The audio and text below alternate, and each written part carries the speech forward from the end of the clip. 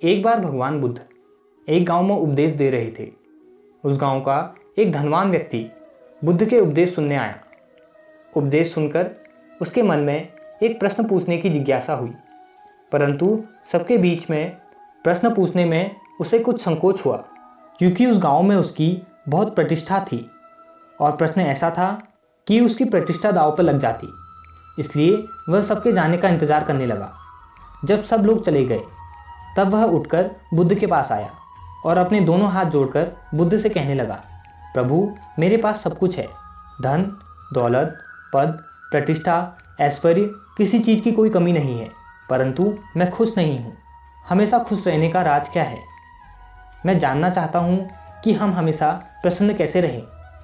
बुद्ध कुछ देर तक चुप रहे और फिर बोले, तुम मेरे साथ जंगल में चलो, मैं तुम्हें खुश रहने का राज बताता हूँ। ऐसा कहकर बुद्ध उसे साथ लेकर जंगल की तरफ बढ़ चले।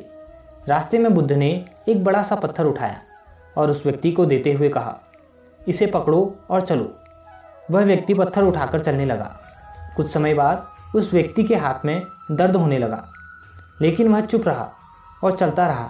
लेकिन जब चलते हुए काफ़ी समय बीत गया और उस व्यक्ति से दर्द सहा नहीं गया, तो उसने बुद्ध को अपनी परेशानी बताई। बुद्ध ने उससे कहा, पत्थर नीचे रख दो। पत्थर नीचे रखते ही उस व्यक्ति को बड़ी राहत महसूस हुई। तभी बुद्ध ने समझाया, यही खुश रहने का राज है। उस व्यक्ति ने कहा, भगवान, मैं कुछ समझा नहीं।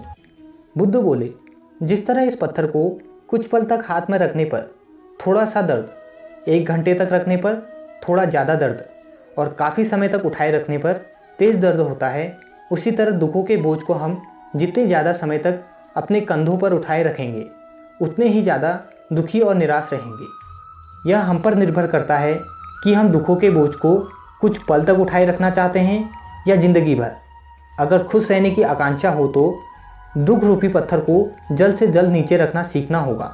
संभव हो तो उसे उठाने से भी बचना होगा। मित्रों, हम सभी यही करते हैं, अपने दुखों के बोझ को ढोते रहते हैं। मैंने अपने जीवन में कई लोगों को कहते सुना है, उसने मेरा इतना अपमान किया कि मैं ज़िंदगी भर नहीं भूल सकता।